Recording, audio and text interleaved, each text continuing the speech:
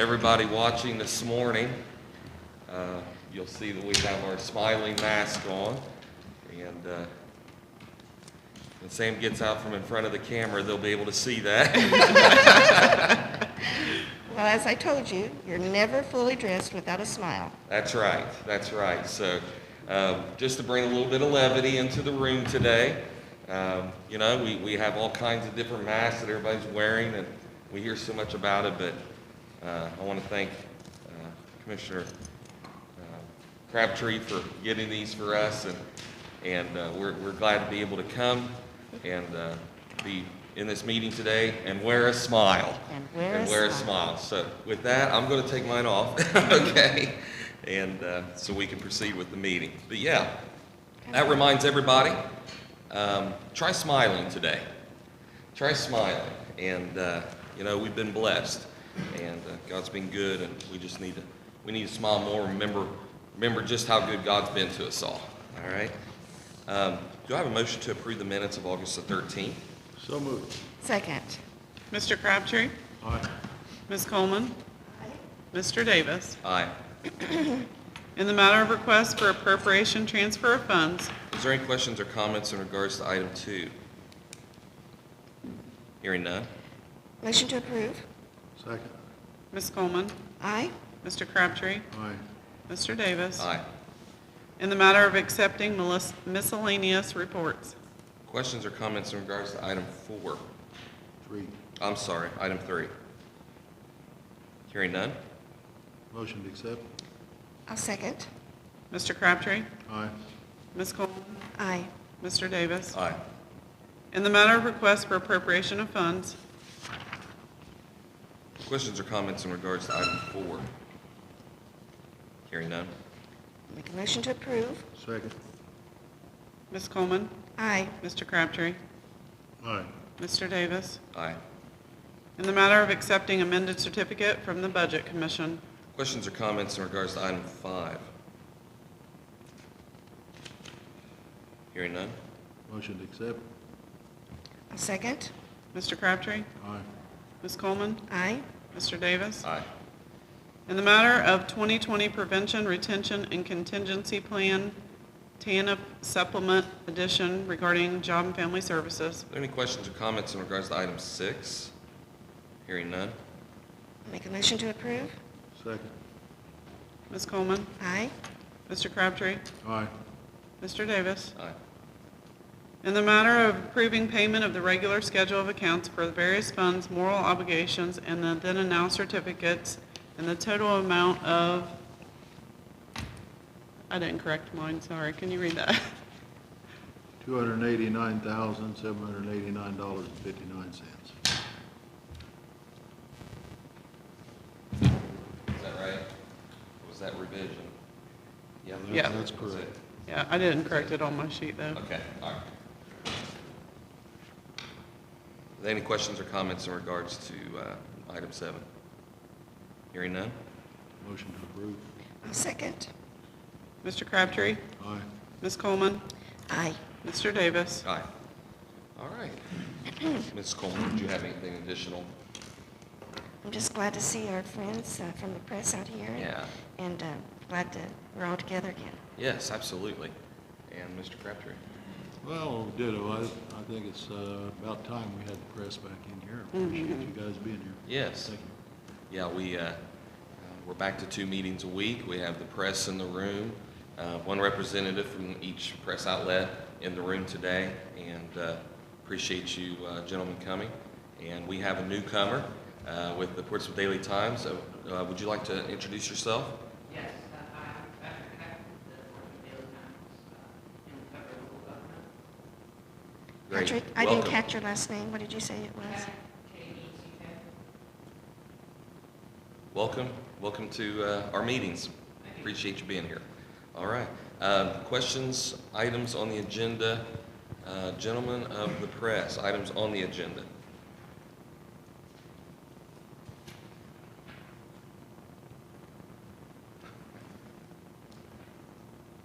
It's a small docket today. It really is.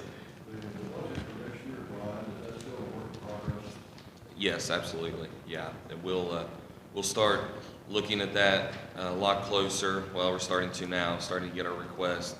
And around September, really start digging in, and then of course we'll have that approved and done by the first part of December. I have one off the agenda, whenever you're ready for that. Okay, anyone else, items on the agenda? Okay, okay, all right, very good. All right, yes.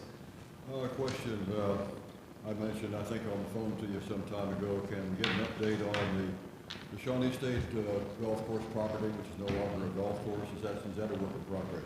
Yes, I did talk to Mindy Banky, who is an assistant director for ODNR, and things are proceeding. I did hear two things that I was glad that we heard. One is that right now they're doing a lot of permitting. You know, last time we talked about that, talked about this, they told us that would be happening, and they told us it would be a very drawn-out process. So they are doing that. In the midst of their work, they've discovered some new permitting that they have to do, so they're doing that. The one question I had was funding. With everything that's going on with COVID, everything that's happened to the state budget, all of that, you know, how does funding look for this golf course? Because one of our major concerns was, because you're dealing with administrations, you're dealing with time frame, the amount of time to do this job, how long would it take, and would that funding remain? That funding is still in place to get us through phase 1.5, halfway through, but that they're waiting for the capital budget that is late as of right now because of COVID. The legislature is working on that. I think that the date I was given was late August, September, before that's finalized because of everything that's been going on. But they are committed to finding the funds to keep the progress and keep the construction going at that park. So that was good news. They said, you know, that even if they have to look at other buckets of money to find the money, they are committed to getting this project done. So I was very happy to hear that, because that was one of our big concerns. So they've made a decision. They're rolling with that decision, and now we just got to make sure that they keep up, they keep it going. And right now, because of COVID, permitting is being slowed. Everything's being slowed. They did some work. They combined the ponds. They started some construction, and then really it's been bogged down waiting on permitting before they can move forward. So that's the latest.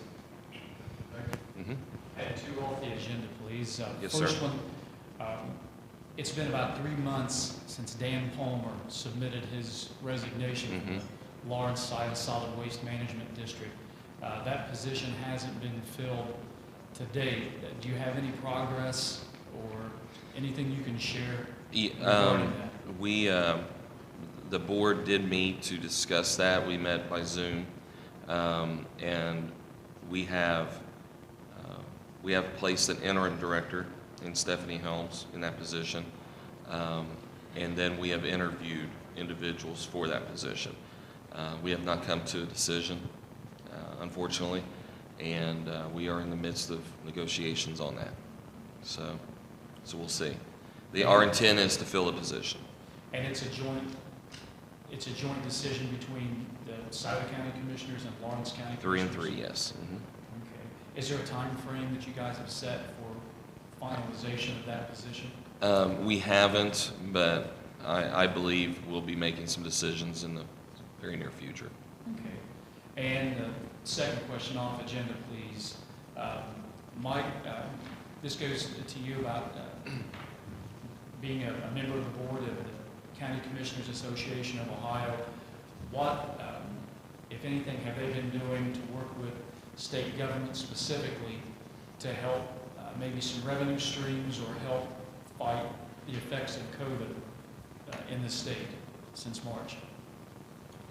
Well, you know, we've not had any internal meetings or on-site meetings for a long time, but I know the County Commissioner Association has actually, except for a skeleton crew, they've been working at home. That being said, I know they always lobby for the counties for, you know, to help preserve our revenue streams. There are some issues they're working on. I know, that Senate Bill 3 is something that's a major concern for the counties because that could be very costly to the counties. And I had some discussion the other day with John Lights about that as well. But yeah, there's a lot of things going on, but like everything else, they're being done by telephone and different things like that. There's so many meetings that are set up just like we've had with Zoom meetings and things. And the unfortunate thing with Zoom meetings is you don't have that personal touch that you get.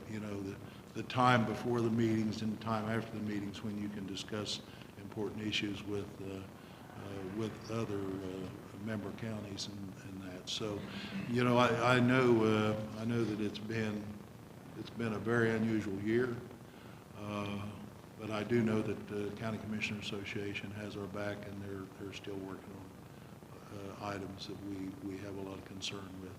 The indigent defense has always been a big issue, and that's still teetering around 75 to 100%. We're hoping one day to have 100% on that, but it's a little harder to work when you can't go to meetings on a regular basis. But to kind of piggyback on that, most of the funding and things that has been COVID-related to help unfunded mandates that have really been from federal revenue streams. Are you guys aware, as commissioners, of any plans that the state has to either supplement what the federal government's provided to this point, or any new ideas, or is anything coming from the governor this afternoon? Well, go ahead. The only thing that I've heard is that, I think some of the proposals for the $300 unemployment money from the federal government, some states are going to match that at $100 or $100 per week. From what I've heard, Mike DeWine is not in favor of that, so I don't know where that's going. I don't know what's going to happen. I've heard that by the end of the week there may be a decision on additional stimulus money, another round of stimulus money, and we're hoping that that would be federal government. So hopefully we'll know something by the end of the week, but we shall see.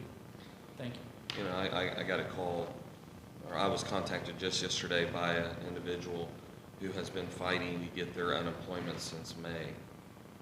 Still hasn't got their unemployment, and they're teetering on bankruptcy. So we're going to try to help that individual. If someone out there, if there's folks out there that are still doing that, don't wait any longer to tell somebody. They can try to get you help. Please don't. I know some people say, well, I don't want to beg, I don't want to. No, please. It's your right. You're a taxpayer. You have the right to ask for this money. Please let us know, because we'll put you in contact with Representative Baldridge's office or Senator Johnson, because that's really, that fight is at the state level. We can't do that fight here with our people. That is literally a state function, so please let us know that. We're asking everybody out there, if you have not received your unemployment, and you just can't get any answers, please let us know. We'll do everything we can to call the right offices, push the right buttons, get you phone numbers. They'll want to talk to you eventually at some point. They'll want to talk to the person that's been affected, because they want to get as many facts as they can up front to go get it. In addition to that, a large portion of the CARES Act money that was appropriated to Ohio has not been distributed. Local and state governments, our people have been very good. Our office holders and supervisors, managers have been very good about keeping tabs on what they're spending that are COVID-related expenses, and we've been turning those in slowly as we get them to be reimbursed. But a great portion of the CARES Act money has not been released by the legislature. And what we would like to see is, because there's a deadline of October, I think 13th or something like that, to have all these figures in. And we're going to continue to have COVID expenses past that date. I mean, we don't know how long this is going to last. So I know that there's a push at the state level. CCAO is pushing for the money to be put into some kind of a bucket to where it could be appropriated as we need it as COVID continues to impact our county, our city, and our various townships, et cetera. So, because we're all just accumulating, we're turning in as we go, but I mean, there's hundreds of millions of dollars that were appropriated. So I know that's going on right now. We are seeing reimbursements for our townships. We are seeing those kind of things happening. So that's been very beneficial and helpful, but we don't know how far this is going to go. Overall, how have the townships been doing? I mean, has it, effects of COVID from a financial perspective, have they had a major impact on our county's townships? You know what? I have not heard that many complaints, to be honest. That would be a great question, especially for those that run EMS squads, volunteer squads, how that's impacted them financially, but really haven't heard very many complaints. It hasn't been up until here in the last 60 days that we actually had an increase in cases. And of course, we're there now. But when you spread it out over all these different districts, of course, Portsmouth's going to be the worst, and other like Porter Township, where your population centers are, basically. But we haven't heard, Bill, that much. Yeah, I haven't either. That's why I was asking. Yeah, it's been quiet. It's been quiet. But again, for the most part, people don't complain. They just go about and they do their job. Our first responders are awesome, and they'll be the last one to complain. Really will. So. Thank you. Off the agenda. The Attorney General, Dave Yost, announced that the first Ohio trial in the opioid drug abuse epidemic will be going on October 15th in Madison County Common Pleas Court. Now, that's one of two trials. The one that the Scioto County is involved in, Portsmouth, will be coming up later, I understand. Yes. This will take 4 drug companies to task and to trial for alleged making everything worse and devastation in communities, which I think we all agree happened. And any comment on that, or the one that's coming up later, that includes, I think, Scioto County and Portsmouth. But Mr. Yost announced that yesterday, and he was quite happy to say the people of Ohio waited long enough. They have. Scioto County, of course, was one of the first, maybe the first county that filed suit in the state of Ohio against the drug manufacturers, and later the distributors were added. But we've been kept up to date on this by our attorneys. Our prosecutor's office, of course, has a lead on that as well. And they let us know that it was coming. The hope is that as pressure continues to be applied upon these companies, that there will be a desire possibly for settlements down the road to try to move this thing forward and get this done. Scioto County has suffered long enough at the hands of drug companies, and we deserve our day in court. Hopefully that court date will be set very quickly as a result of, or like I said, settlements that will be forthcoming. So we'll see. We'll see. We've stayed in the fight. It looks like the One Ohio plan may help. The fact that we all came together as one and said we're gonna do this. It wasn't a perfect plan by all means, but it hopefully has accomplished the goal of getting our day in court. So that's what we wanted, and our attorneys are ready, and hopefully Scioto County will see some relief as a result of this. All right. Yes, sir. With the governor deciding a couple weeks ago to close bars a couple hours early, I was just wondering what kind of conversations you guys have been having with local bars, if any. Actually, I have not. I've seen some comments. Of course, the restaurants and the bars are, from what we hear, struggling, to stay open. I understand that, the purpose for closing at 10 o'clock is because sometimes people that are out late at night, and if they get inebriated, sometimes they don't make the best choices. I think that's part of the reason they're doing that. I think COVID is just as dangerous at 10:01 as it is at 10. but there's a rhyme or reason to it. Our concern is this, is we consider every business essential, especially to the owner and the employees of that business. And I know this, a lot of our businesses, our restaurants especially, are really struggling right now to make a profit and be able to stay open. So, you know, I hope that we get to the place where we can open back up all of our restaurants and establishments to where they can make money and survive. And that's what any business owner wants.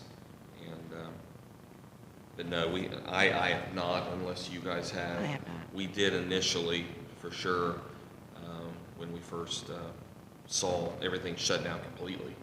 I mean, that was hard, and had some conversations after they opened it up at limited capacity. But I think they're just like our townships and all of our departments. They work with what they have, and they do the best they can, and we really need to give them a hand on how, you know, they're coping under these really devastating times for them. But they're strong, and they're trying to survive and yeah. doing the best they can. Unfortunately, I think that they're getting caught up in where the law's being equally applied, or the directive, let's call it a directive, is being equally applied, where maybe in the larger municipalities, they have found that this is a hot spot. This is a place, and we've read it all. We've read it, people getting infected, large quantities of people in these bars and stuff like that. And of course, now, I haven't heard that locally. Maybe the press has, that we've had a breakout in a bar. I'm not really sure, but I think that's part of it. I mean, they're just applying it equally to everybody, and unfortunately, you have businesses that are caught up in that. There's no way they can get around it, and you know, it's unfortunate that we're in the situation that we're in. It's just tough. It's tough for everybody. Need to really pray for our business owners, because the pressure is a lot harder than it was pre-COVID. That's for sure. Anything else? All right. There are a few on, Okay. on Facebook. All right. From Mark Craycraft. Okay, actually, this is about the golf course. I think you covered it with Satan's question. Oh, okay. Asking about ODNR and everything. Okay, Mark Craycraft, what is the status of the plans for the transitional house for the children's services? I don't have a lot to report on that, but I'm hoping to after today. I have a phone conversation with our Director of Children's Services today, and he's actually helping with establishing or finding the location of a facility. So we're working on that. We've also been talking about funding. We've had a lot of discussions here recently, a matter of fact, about, you know, how do we do this exactly? How do we do it? We've got to make it feasible. First part, we have to have a facility. That's all there is to it. If you don't have a facility, you don't have a way to do this. So we're trying to nail that down, and hopefully we'll have some answers today. I'm sorry, I know that's not a lot, but I don't have a lot of detail to give right now. Also from Mark Craycraft, have there been any improvements with the reporting from local attorneys under the Indigent Defense Fund? Well, Well, they probably wouldn't know that anyway. yeah, I think I think the best person to ask that to would be our judges, our common pleas judges. The reason I'm hesitating on this is because our numbers were kind of skewed because of COVID. It's hard to really say. I mean, our last non-allowed was it was lower, but was that because it was less cases? I'm hesitating answering that because I don't have the data in front of me. Possibly, but I'm kind of hedging that the reason it's down is because of less cases. I don't know. I don't know the answer to that right now. Sorry. And then from Andrea Lynn, Yes. what about a community building for kids to come to for as a getaway, a kids rescue project? I think that'd be a great thing. I call for any entrepreneur, anybody that has, money they would like to invest in a kids community center, something like that. We have some of those around. I think of when I think about those things, I think of the 14th Street Community Center as a great example of that, where kids can come and play and be entertained and be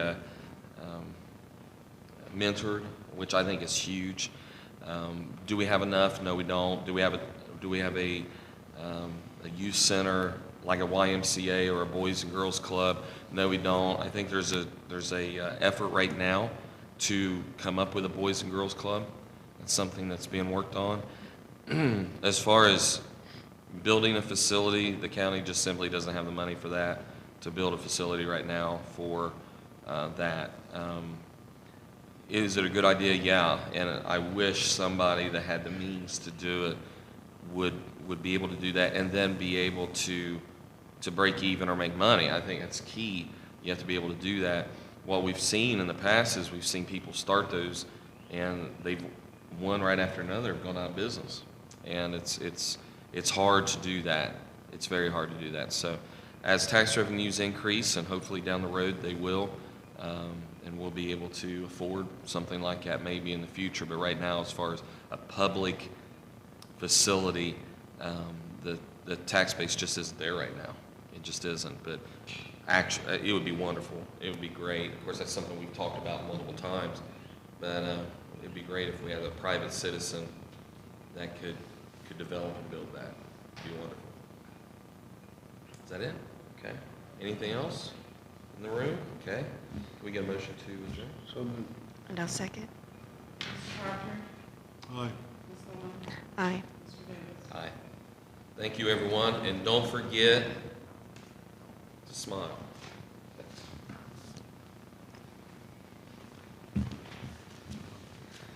Okay, we have an appointment.